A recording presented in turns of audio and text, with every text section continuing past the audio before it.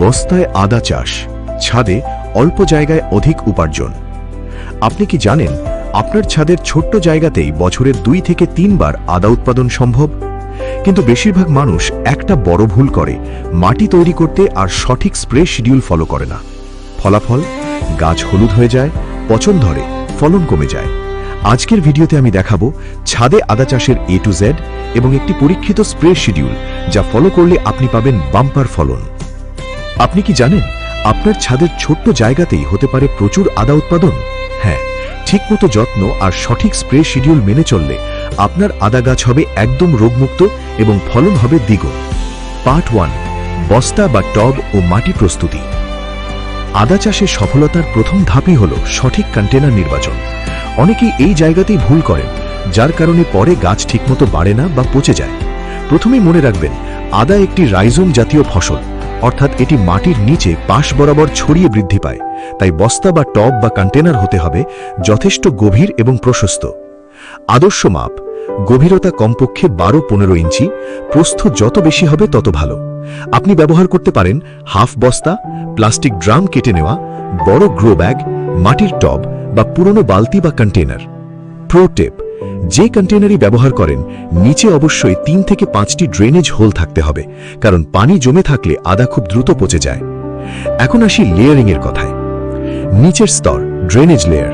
প্রথমে টবের নিচে ভাঙা ইটের টুকরো বা খোয়া দিন, এতে অতিরিক্ত পানি সহজে বেরিয়ে যাবে। মাঝের স্তর, এর উপর সামান্য বালি দিন, যাতে পানি আরো দ্রুত নেমে যেতে পারে। উপরের স্তর, সব শেষে আপনার প্রস্তুত করা মাটি দিন।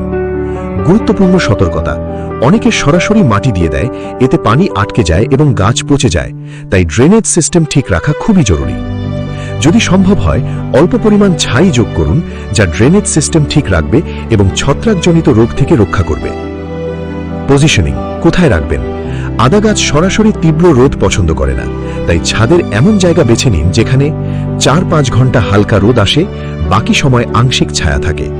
যদি বেশি রোদ পড়ে, তাহলে আপনি শেড নেট ব্যবহার করতে পারেন। এইভাবে সঠিক কন্টেনার সেটআপ করলে আপনার আদা গাছ শুরু থেকেই সুস্থভাবে বেড়ে উঠবে। মাটি প্রস্তুতি: আদা চাষে সফলতার সবচেয়ে গুরুত্বপূর্ণ অংশগুলোর একটি হল মাটি প্রস্তুতি, কারণ মাটি নির্ধারণ করবে আপনার ফলন কতটা ভালো হবে। আদা গাছ এমন মাটি পছন্দ করে যা ঝুরঝুরে, পানি দ্রুত বের হয়ে যায় এবং পুষ্টিতে সমৃদ্ধ। এখন দেখি আদর্শ মিশ্রণ। 50% দোআঁশ মাটি, 30% পচা গোবর বা কম্পোস্ট, 20% বালি বা কোকোপিট। এই 3টি উপাদান একসাথে মিশালে আপনি পাবেন পারফেক্ট মিডিয়া। কেন এই মিশ্রণ? দোআঁশ মাটি গাছকে স্থিরতা দেয়, কম্পোস্ট পুষ্টি যোগায়, বালি বা কোকোপিট পানি নিষ্কাশন ঠিক রাখে। Advance tips: 1. ছাই ব্যবহার। সামান্য কাঠের ছাই মেশালে পটাশিয়াম বাড়ে এবং পোকা কম হয়। 2. নিম খোল। মাটিতে নিম খোল মেশালে প্রাকৃতিকভাবে কীটনাশক হিসেবে কাজ করে। 3. ট্রাইকোডার্মা। ছত্রাকজনিত রোগ প্রতিরোধে এটি খুব কার্যকর। 4. মাটি জীবাণুমুক্ত করা। মাটি ব্যবহারের আগে 2-3 দিন রোদে শুকিয়ে নিন, এতে ক্ষতিকারক জীবাণু কমে যায়। মাটির টেক্সচার কেমন হবে? হাতে নিলে ঝুরঝুরে লাগবে, কঠিন বা আঠালো হওয়া যাবে না। কমন মিস্টেকস: ভারী কাদামাটি ব্যবহার, অতিরিক্ত সার দেওয়া, পানি ধরে রাখে এমন মাটি। ফিলিং টেকনিক: টবে মাটি দেওয়ার সময় খুব চাপ দিয়ে দেবেন না, হালকা রাখুন। এইভাবে মাটি প্রস্তুত করলে আদা গাছ দ্রুত বৃদ্ধি পাবে এবং ফলনও অনেক বেশি হবে। বীজ রোপণ: ভালো মানের আদার বীজ নির্বাচন করুন, যাতে 2 থেকে 3টি চোখ থাকে। 3-4 ইঞ্চি গভীরে লাগান এবং হালকা পানি দিন। 10 থেকে 15 দিনের মধ্যে চারা গজাতে শুরু করবে। পরিচর্যা: আদা গাছ সরাসরি রোদ পছন্দ করে না, তাই আংশিক ছায়ায় রাখুন। প্রতিদিন অল্প অল্প করে পানি দিন, কিন্তু কখনোই পানি জমতে থাকতে দেবেন না। প্রতি 15 থেকে 20 দিন পর জৈব সার দিন, এতে গাছ দ্রুত বাড়বে। প্রথম স্প্রে: 1 মাস পর। চারা গজানোর 1 মাস পর প্রথম স্প্রে করা খুবই গুরুত্বপূর্ণ। এই সময় ছত্রাক আক্রমণ বেশি হয়। ব্যবহার করুন কার্বেন্ডাজিম গ্রুপের ছত্রাকনাশক, মাত্রা 2 গ্রাম প্রতি লিটার পানিতে। এটি গাছকে শুরুতেই সুরক্ষা দেবে। দ্বিতীয় স্প্রে: 10 থেকে 15 দিন পর। দ্বিতীয় ধাপে আরও শক্তিশালী সুরক্ষার জন্য ব্যবহার করুন মিশ্র ছত্রাকনাশক, কার্বেন্ডাজিম প্লাস ম্যানকোজেব, মাত্রা 2 গ্রাম প্রতি লিটার। এটি রোগ প্রতিরোধ ক্ষমতা বাড়ায়। নিয়মিত স্প্রে: প্রতি 15 থেকে 20 দিন পর। গাছ বড় হওয়ার সময় নিয়মিত স্প্রে খুব জরুরি। অ্যামিস্টার টপ 1 মিলি প্রতি লিটার, ইমিটাফ বা অ্যাডমায়ার 0.5 মিলি প্রতি লিটার। দুটি একসাথে মিশিয়ে প্রতি 15 থেকে 20 দিন অন্তর স্প্রে করুন।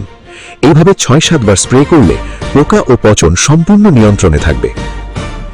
ফলন বৃদ্ধির স্প্রে সেপ্টেম্বর থেকে অক্টোবর। ফলন বাড়াতে এই স্প্রে একদম গেম চেঞ্জার। সোলোবোরন 1 গ্রাম, কুইক পটাশ 3 গ্রাম, 7 দিন অন্তর 2 বার স্প্রে করুন। এতে আদা হবে বড়, মোটা এবং ওজন বেশি। আদা গাছের যত্ন। আদা গাছের যত্নের মধ্যে সবচেয়ে গুরুত্বপূর্ণ হলো সঠিকভাবে পানি দেওয়া। অনেকেই মনে করেন বেশি পানি দিলে গাছ ভালো হবে, কিন্তু আদার ক্ষেত্রে ঠিক উল্টো। পানি দেওয়ার নিয়ম: মাটি সবসময় হালকা ভেজা থাকবে, কিন্তু কখনোই কাদার মতো ভেজে থাকবে না। কখন পানি দেবেন? আঙুল দিয়ে মাটি 1 ইঞ্চি নিচে ঢুকিয়ে দেখুন। শুকনো লাগলে পানি দিন, ভেজা থাকলে পানি দেবেন না। ঋতু ভেজে যত্ন।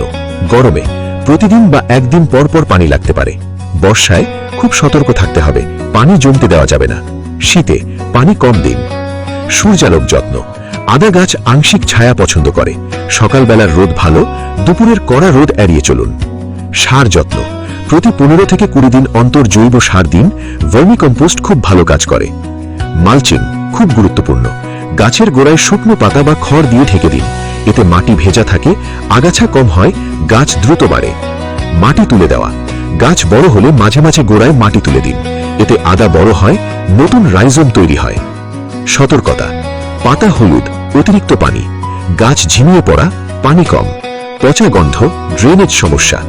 সমাধান: সমস্যা দেখলেই পানি ও স্প্রে শিডিউল ঠিক করুন। এইভাবে সঠিক যত্ন নিলে আপনার আদা গাছ হবে সবল, রোগমুক্ত এবং ফলন হবে অনেক বেশি।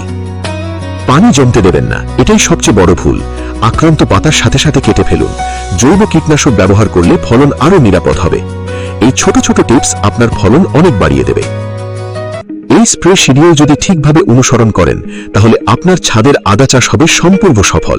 হ্যাঁ, ভিডিওটি ভালো লাগলে লাইক দিন, শেয়ার করুন আর কৃষি টিউব চ্যানেলটি সাবস্ক্রাইব করতে ভুলবেন না, কারণ আমরা প্রতিদিনই নিয়ে আসি নতুন কৃষি টিপস।